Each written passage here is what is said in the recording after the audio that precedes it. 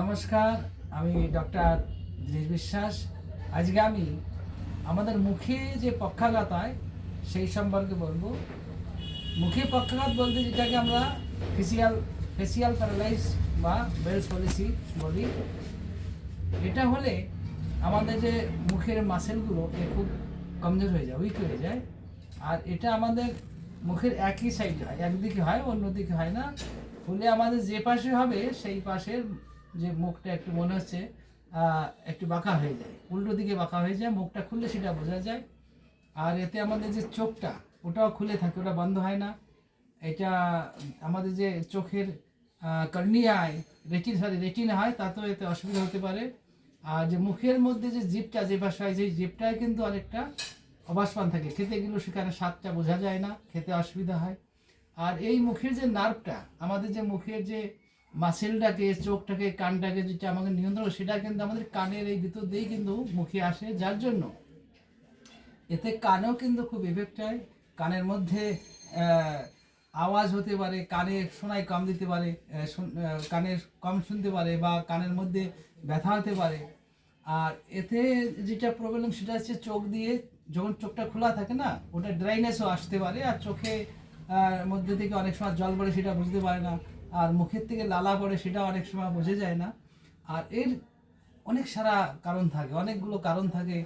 যেমন আমাদের যে ক্রেনিয়াল নার্ভ থাকে, ক্রেনিয়াল নার্ভ যে সেভেন থাকে, সেইটা কিন্তু আমাদের এই মুখের নার্ভটাকে, যেটাকে মাসেলটাকে নিয়ন্ত্রণ করে।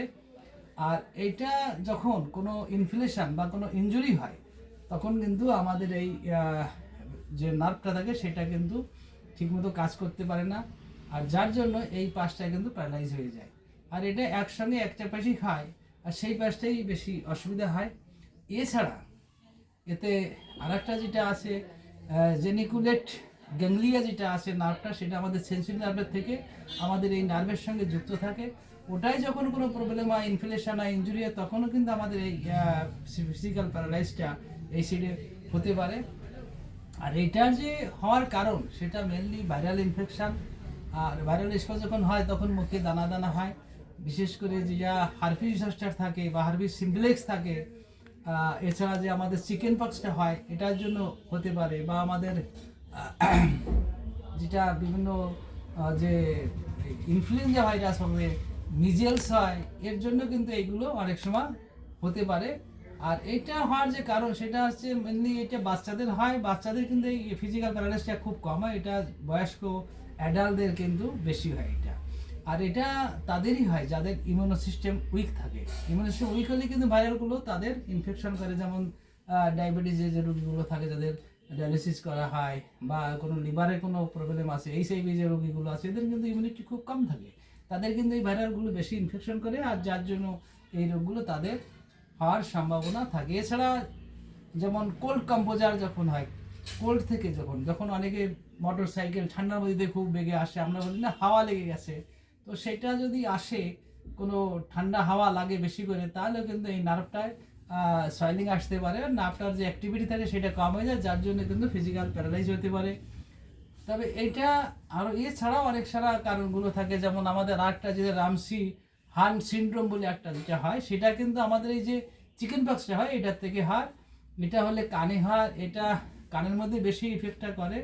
আর এটা আমাদের ট্রাইজমাল নার্ভটা থাকে, সেটাও কিন্তু এর থেকে একটা ইফেক্ট হয় এটা যদি হয়। তাহলে এইগুলো হলে যেটা আমরা দেখছি, এই দুটোর মধ্যে কিন্তু পার্থক্য আছে, দুটো এক জিনিস নয়। তা হলো এতে প্যারালাইজ কিন্তু এক সাইডে দুটোর থেকেই হতে পারে।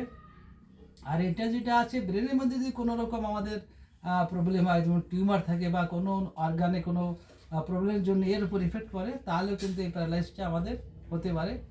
আর এটা হলে দেখেছি যারা এটা 10-15 দিন 20 দিনের মধ্যে কিন্তু সাধারণত ইনফেকশনটা যখন চলে যায়, তার থেকে ধীরে ধীরে কিন্তু এটা ঠিক হয়ে যায়। কিন্তু কোনো কোনো এক্সেপশনাল কেস থাকে, যদি একটা দুটো যে প্রবলেম হয় সেগুলো কিন্তু দীর্ঘদিন স্থায়ী হতে পারে, সে রেয়ার কেস থাকে। তবে এইটার যে জার্মগুলো থাকে সেইগুলো কিন্তু আমাদের এই যে দানাগুলো হয়, ইনফেকশনগুলো মুখের থেকে দানাগুলো ঠিক হওয়ার পরেও কিন্তু এই জার্মগুলো নার্ভের মধ্যে থাকে।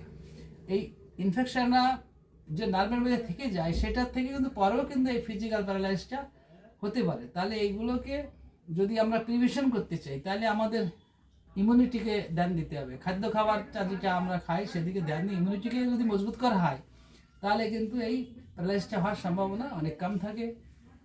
এটা খুব বিপজ্জনক নয়, মানে খুব যে আমরা ভয় পেয়ে যাই, ভয় পাওয়ার কিছু নেই, কিন্তু এটা খুব অল্প দিনের মধ্যে আমরা আমাদের যে ইলেকট্রোমোপ্যাথি ওষুধ থাকে এটা খুব তাড়াতাড়ি আমরা ঠিক করতে পারি, 15 থেকে 10-15 দিনের মধ্যে রিকভার হয়ে যায় এতে। কারণ আমাদের ভাইরালের জন্য খুব সুন্দর ওষুধ পাওয়া যায়, আর এছাড়া আমাদের যে ইনফ্লেশনের জন্য ওষুধ পাওয়া যায়, নার্ভ সিস্টেমে আমরা যে নিউট্রিশনের জন্য খুব ভালো ওষুধ পাওয়া যায়। তো বিভিন্ন রকম এইটা যে ওষুধগুলো আমাদের কাছে থাকে প্যারালাইজ ঠিক করতে মাত্র 10 থেকে 15 দিন লাগে ম্যাক্সিমাম কেসে, এর মধ্যে আমাদের রিকভার হয়ে যায়। আজ এতটাই, নমস্কার।